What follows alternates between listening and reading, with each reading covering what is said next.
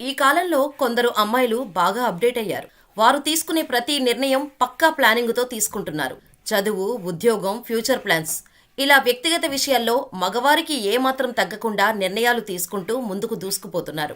దీనికి తోడు ఇండియా జనాభాలో అమ్మాయిలు, అబ్బాయిలు సగటు నిష్పత్తి చూస్తే అమ్మాయిల శాతం తక్కువగా, అబ్బాయిల శాతం ఎక్కువగా ఉంది. దీంతో అబ్బాయిలకు పెళ్లి చేయాలంటే అమ్మాయిలు దొరకటం లేదు. దీంతో అమ్మాయిలు పెట్టిన కండిషన్స్ కి ఓకే చెప్పి పెళ్లి చేసుకుంటున్నారు.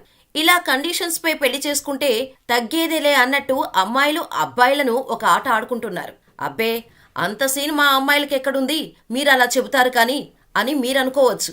కానీ నేను చెప్పే స్టోరీ వింటే మీరు నిజమే అనకుండా ఉండలేరు.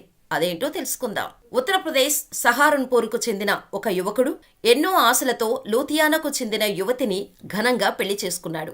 భార్యను గౌరవిద్దాం, ప్రేమగా చూసుకుందాం అనుకున్న మన వరుడు భార్య అంటే అమితమైన ప్రేమ. పెళ్లి కుదుర్చుకున్న రోజు నుంచి పెళ్లి వరకు భార్యను ప్రేమగా చూసుకుంటూ వచ్చాడు. పెళ్లి జరిగిన తర్వాత ఇంకేముంది, శోభనం రోజు రానే వచ్చింది. గదిలోకి వచ్చిన వధువు సిగ్గుపడుతూ, నేనొకటి అడుగుతాను, కాదు అనకుండా చేసి పెడతావా అంది. కొత్తగా పెళ్ళయింది, పైగా శోభనం రోజు ఎవడు చేయనంటాడు? సరే, ఏం కావాలో చెప్పు, నువ్వడగటం నేనివ్వను అనటం జరుగుతుందా అని అన్నాడు.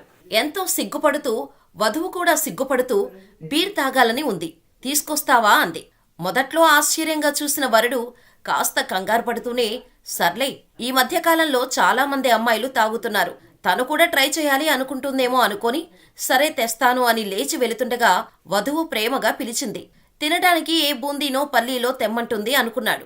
వరుడు సిగ్గుపడుతూ ఇంకా ఏం కావాలి అని అడిగాడు. పెళ్లి కూతురు సిగ్గుపడుతూ, వస్తూ వస్తూ గంజాయి ప్యాకెట్లు, మటన్ కూర కూడా తీసుకొనిరా అంది. అంతే, షాక్ తిన్న పెళ్లికొడుకు కోపం ఒక్కసారిగా నశాలానికి అంటి వధువుతో పెద్ద గొడవ పెట్టుకున్నాడు. ఈ గొడవ గురించి తెలుసుకున్న పెళ్లికూతురు కుటుంబం వచ్చి పెళ్లికొడుకును శాంతపరిచే ప్రయత్నం చేసింది.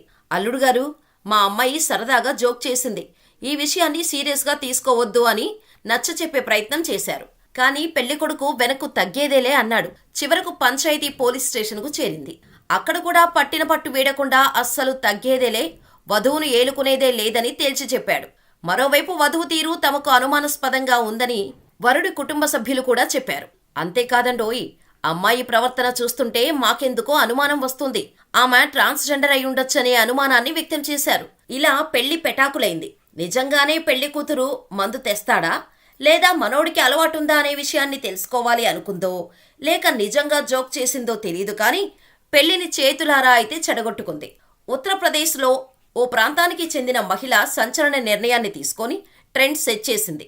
ఈ అక్క పెళ్లి ఒకరిని చేసుకొని సీక్రెట్గా ఇంకొకరితో ఎఫ్ఐఆర్ ఎందుకు అనుకుందో ఏమో కానీ ఇద్దరినీ పెళ్లి చేసుకొని ఒకే ఇంట్లో కాపురం పెట్టేసింది. మన దేశంలో ఇద్దరు భార్యలతో కాపురం చేసే భర్తలే ఉండాలా ఏంటి? ఇద్దరు భర్తలతో కాపురం చేసే మహిళ నేనే అవుతా అనుకుందో ఏమో, ట్రెండ్ సెట్ చేసింది ఈ అక్క. అంతేనా, ఇద్దరి భర్తలతో కలిసి గ్రూప్ ఫోటోలు దిగుతోంది. ఈ విషయం మీడియా వరకు చేరటంతో ఇద్దరి భర్తలతో తను ఎలా మేనేజ్ చేస్తూ వస్తుందో ఇంటర్వ్యూలు ఇచ్చేస్తోంది.